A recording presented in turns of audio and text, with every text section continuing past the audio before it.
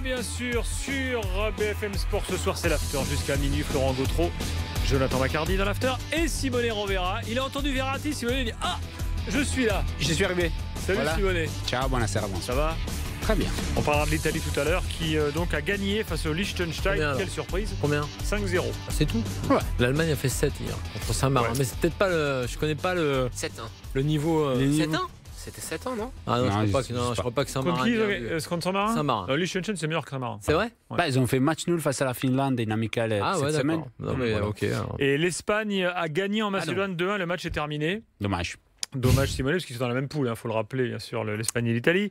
Mais on va gagner le 2 Serbie, Pays de septembre. Galles, 1 partout, match terminé. L'Albanie a gagné en Israël 3-0, match terminé. L'Islande a battu la Croatie 1-0 avec un but dans le temps additionnel. Pas mal. Voilà, 1-0 d'un but de Magnusson. Et puis la Continue, Turquie a gagné au Kosovo 4-1, match terminé également. Voilà. Si vous Allez, voulez- Verratti, là. alors attends, juste un petit point classement quand même. Juste pour vous dire que la Turquie, mine de rien, reste toujours dans le coup pour la qualif. 2 points derrière la Croatie et l'Islande dans ce groupe. Et puis dans le groupe de l'Italie, on en parlait tout à l'heure avec Fred et Simone, 16 points pour chacune des deux équipes, entre l'Espagne et l'Italie. Donc on peut raisonnablement penser que la prochaine confrontation directe décidera de l'issue de cette poule. On en parlera tout à l'heure. Verratti tout de suite, jingle, moi. Attendez, mais qui c'est le patron ici? C'est moi quand même, non? Je peux en placer une. Donc Verratti fait savoir à Arturo Antero, en fait c'est pas le C'est futur, son cousin. Le futur Antero. donc à Antero Henrique, il lui fait savoir, vraisemblablement selon les informations qu'on a dans l'équipe, lors d'un entretien qui a duré en gros 3 minutes 30, puisque Henrique a pris l'initiative de rencontrer tous les joueurs, ce qui est plutôt une initiative Ceux qui sont pas en logique et normale. vacances. Ceux qui sont en restés à vacances. Paris. Ouais, déjà fallait qu'il soit à Paris. Hein. bizarre de rester à Paris. Ouais, alors, qu'est-ce quand qu'il t'es en fait à vacances. Paris, Marco là? Bah oui, Bah, il est Roland rentré de la Garros. sélection pour la ouais. blessure et il part en vacances demain, si je ne me trompe pas. Donc, Formentera. Exact. sa La famille sélection. était là-bas et donc l'avion privé, Paris. Le Bourget, allez hop, terminé. Et donc il lui dit bah non mais en fait moi je veux me barrer, je veux me casser, j'en ai marre. Voilà. Donc bah, je dis mais écoute mon petit Marco, écoute va-t'en, va-t'en, casse-toi. Je veux dire, à partir du moment où tu n'as plus la tête dans un club, c'est valable pour Verratti, comme pour Diediou s'il veut quitter son club, ou comme Nivet s'il voulait quitter Troyes. Enfin, je veux dire, tout Verratti qu'il est, star, pilier du club, machin, le mec il a quand même des signes depuis plusieurs mois. Je veux dire, il est agaçant ce type dans ses déclarations, dans sa façon de faire avec son agent. Alors il distille les infos de droite à gauche. L'autre jour c'était chez toi là dans Tout au Sport, dans ton journal, où l'agent de Verratti dit oui bon on va voir, en même temps il y a des offres, on sait pas trop, voilà. Donc moi je lui dis écoute barre-toi. Ce que tu as fait au PSG c'est bien après tout, hein, le PSG te remercie, et puis écoute je pense que ça énerve un peu tout le monde la situation, les supporters ça les énerve, du coup le club ils se doutent qu'ils savent pas trop quoi faire, il a quand même une sacrée valeur. Donc si on arrive à le vendre aux alentours de 70-80 millions d'euros, enfin si c'est le PSG, c'est pas moi, hein, évidemment. Bien sûr. Si le PSG arrive à le vendre 70-80 euros, il y a de quoi recruter intelligemment, donc faut pas s'accrocher. Voilà, Simone, c'est comme quand ta copine, tes ex, elle venait et disait écoute Simone, C'est fini. je m'en vais, tu vas pas la retenir, tu vas pas l'enchaîner au lit, elle s'en va, puis c'est fini. Ça peut Une peut-être fois, raviver oui. la flamme si tu l'attaches Ouais, avec Non, certains mais ustensiles. une fois, oui. Après, la deuxième fois qu'elle te dit non. Ça mais dépend. moi, Si elle te demande à être enchaîné, Voilà, ça ravive la flamme, Flo, mais Ouais, faut le faire parce Ouais, qu'il faut toujours. Bon, après, c'est un délire, mais bon. Voilà. Bref, donc moi je dis, Verratti, merci, au revoir, mais tu nous as quand même un peu saoulé ces derniers temps, Oui. mon petit Marco. Voilà. Écoute, je pense que sur le cas Verratti, il y a deux choses. La première, c'est qu'effectivement, le comportement et de son agent et de Marco Verratti, et c'est vrai, comme tu as raison, c'est un peu saoulant.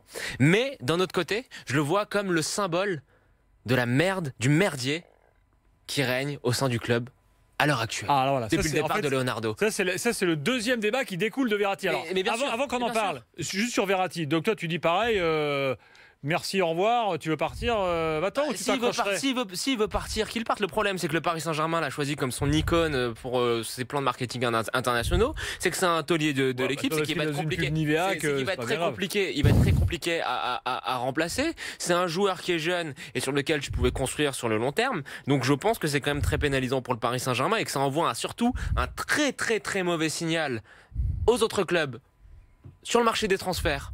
En termes de puissance institutionnelle et pour les joueurs qui restent au Paris Saint-Germain là pour la saison prochaine, ça leur envoie un très très mauvais signal. Ça serait catastrophique, désastreux pour le club. Est-ce que tu penses qu'Enrique va appeler Nivea pour leur demander leur avis sur... Non mais évidemment, mais je pense qu'il y a quand même beaucoup d'argent en jeu, Gilbert, tu sais. Alors, Simone, ton avis, ensuite Florent. Je suis d'accord avec toi.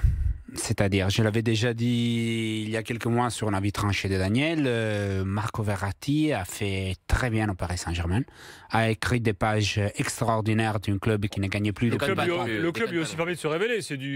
Oui. Ça va dans les deux sens, hein, évidemment. Oui, lui est arrivé de la deuxième division italienne. Il est grimpé au sommet européen avec les PSG. Lui aussi a participé au sommet européen. Au sommet, dans les tops. D'ailleurs, petite parenthèse, mais on parle souvent des recrutements ratés du PSG, reconnaissant quand même que celui-là, quoi qu'il arrive maintenant, même si l'histoire se termine mal, c'est une réussite. Qui l'a fait venir Qui l'a fait venir? C'est Leonardo. C'est les années où le Paris Saint-Germain achetait bien. Aujourd'hui, Marco Verratti, et je pense que c'est très intéressant de voir que dans une communication de Marco, de son agent, qui généralement fait d'une phrase, d'un changement d'idée, d'un changement d'adresse, d'une démentie soudaine. Cet article de l'équipe n'a pas été démenti. Il y a eu 24 heures, si quelqu'un voulait dire c'est pas vrai, on n'a jamais rencontré Enrique ou on n'a jamais dit ça, ni d'un côté ni de l'autre. Donc, j'ai pas l'impression que c'est un silence qui parle beaucoup, celui d'aujourd'hui. Et si Marco Verratti veut partir, si vraiment cet été, il y a la possibilité, je pense qu'il y a déjà eu un passé, d'une offre importante pour le club, pour libérer Marco, si c'est vraiment un problème, et je pense qu'il faut voir vraiment pourquoi Marco veut partir, ça va vraiment au-delà de je veux aller dans un autre club, c'est ces clubs n'ont même pas maintenu les promesses des dernières saisons. Bien sûr. Et la question c'est, qui pose, on peut comprendre que la vraie question c'est, est-ce que le PSG aujourd'hui peut encore recruter des stars? Parce qu'on m'a promis qu'on faisait une équipe pour gagner la Ligue des Champions. Et aujourd'hui, les seuls joueurs qu'on arrive à acheter, c'est Krikoviak, Cabaye. Et cet été, on demande Sanchez Sildino. Et on se retrouve avec Aubameyang, qui a des saisons joué à Saint-Etienne et coûté 15 millions. Et aujourd'hui, on va mettre Aubameyang, c'est quand même 30. Aubameyang, c'est un autre problème. C'est pas tant un problème de valeur intrinsèque. Non, le problème, c'est que si tu n'arrives pas à prendre Sanchez et tu n'arrives pas à prendre Morata ou tu n'arrives pas à prendre Neymar, aujourd'hui, tu vois, sur d'autres joueurs. Tu as du mal à attirer les grands. Les seules stars que tu as, c'est celles du 2012. 2013 qui sont arrivés avant. Donc Marco s'est dit les projets rêvons plus grands, c'est fini. Moi je m'étais inscrit dans ces projets et au passage je gagne un tiers de ce que gagne Cavani et moins de la moitié de ce que gagne Thiago Silva et presque la moitié de Draxler, moins de Matuidi, moins de Pastore. Excuse-moi, mais c'est normal qu'il gagne moins que Thiago Silva? Non, plus maintenant. Non, plus maintenant. C'était normal. Il gagne moins, oui, mais il a fait combien de saisons au très haut niveau? Mais pas qu'il ne gagne deux fois moins. Combien de saisons a fait Thiago Silva votre niveau avant le double de Verratti? Attends, moi je te suis sur le club, sur le PSG. J'en ai parlé tout à l'heure. Ça revient aussi un peu à ça, sur leur temps de retard sur Mbappé, leur gestion d'Alexis Sanchez, et on n'arrête pas d'avoir des exemples. Moi je suis moins d'accord sur Verratti. Je dis effectivement, j'en arrive à la même conclusion néanmoins, c'est-à-dire que vous avez raison, qu'il s'en aille. Mais non, c'est plus compliqué. Ouais, mais moi j'en veux à Verratti, et ça me gêne parce qu'on fait de lui, peut-être à juste titre, un futur grand. La Squadra veut en faire son leader. Le PSG pouvait en faire. Ce soir manque énormément Marco sur le terrain. Non mais il est indéniable que c'est un joueur très fort, que c'est un joueur avec un talent immense. Maintenant, il faut savoir si ça va devenir le très grand joueur qu'on dit. Il ne l'est pas aujourd'hui. Exactement. Vous dites qu'il a fait des grandes choses au Paris Saint-Germain. Il n'a pas fait des très grandes choses. Il s'est révélé comme étant un excellent joueur, avec un potentiel peut-être d'un très grand joueur, mais il est resté au stade du potentiel. Et ce qui me gêne dans sa communication, c'est que là, celle de son agent ou la sienne, peu importe, c'est que s'il n'avait rien dit et qu'il ait envoyé des messages en interne, puisqu'il a prise directe avec Nasser El Khelaifi pour lui dire mais vraiment moi ici je me suis révélé, je suis content, je veux être valorisé, mais je voudrais aussi qu'il y ait d'autres grands joueurs, etc. Ça ne marche pas, ça ne vient pas, il sent que ça merdouille comme tu l'as dit sur Alexis, il fait une grande interview à Tutto Sport et il dit j'ai décidé de partir. Et il énonce les trucs comme ça en disant parce que voilà, je pense que maintenant mon avenir est ailleurs et machin. Non, là, il y a aussi le petit côté. Je lance des messages pour quand même voir mon salaire augmenter. Je lance des messages alors que je peux pas me permettre. Peux pas me permettre ça parce qu'il a pas fait que des grandes saisons et des saisons surtout complètes. Moi, je trouve que c'est ça, son attitude me dérange. Cette fois, il n'a pas demandé révalorisation. Moi, ce que je dis, c'est seulement un passage. Marco Verratti gagne un chiffre qui, à mon avis, pour les vestiaires, être les 7e, 8e salaires, c'est un peu étrange pour aussi les valeurs qu'il a sur le mercato de transfert. Une des pires salaires, pire entre guillemets, de cette équipe, c'est encore celui de Rabiot. Il faut se rappeler que c'est quand même un des meilleurs joueurs, gagne moins de la moitié de Krychowiak. Il y a des choses étranges au PSG.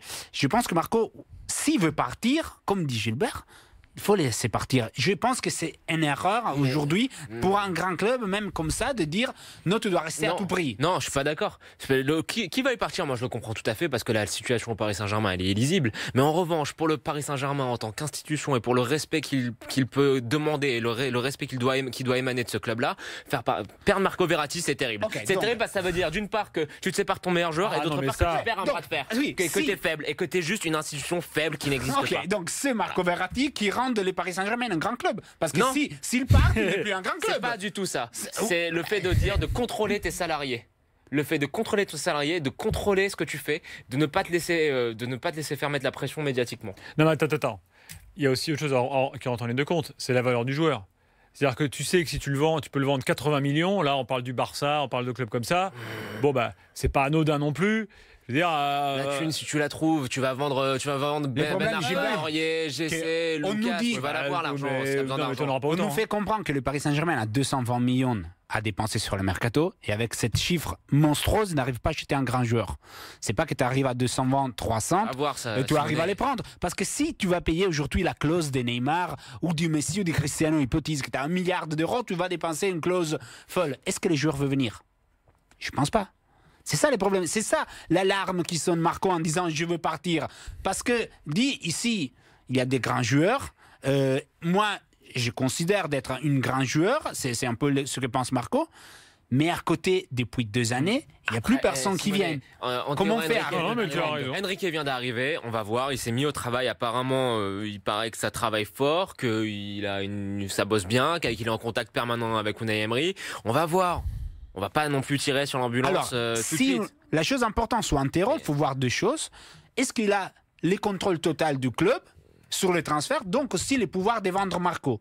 Probablement oui. Apparemment oui. Il a les pleins pouvoirs sportifs. Il a les pleins pouvoirs. Moi je te dis qu'il a un pouvoir, mais qu'il n'a pas tous les pouvoirs. Apparemment il a les pleins pouvoirs sportifs. Non mais écoute, vu ce qui s'est passé récemment au PSG à divers niveaux, tu sais très bien que si le propriétaire du PSG décide, les exécutants exécutent. Un niveau hiérarchique, évidemment. Alors moi j'ai compris qu'Antero, quand il parle avec les personnes, les agents comme ça, il fait comprendre d'avoir les pleins pouvoirs.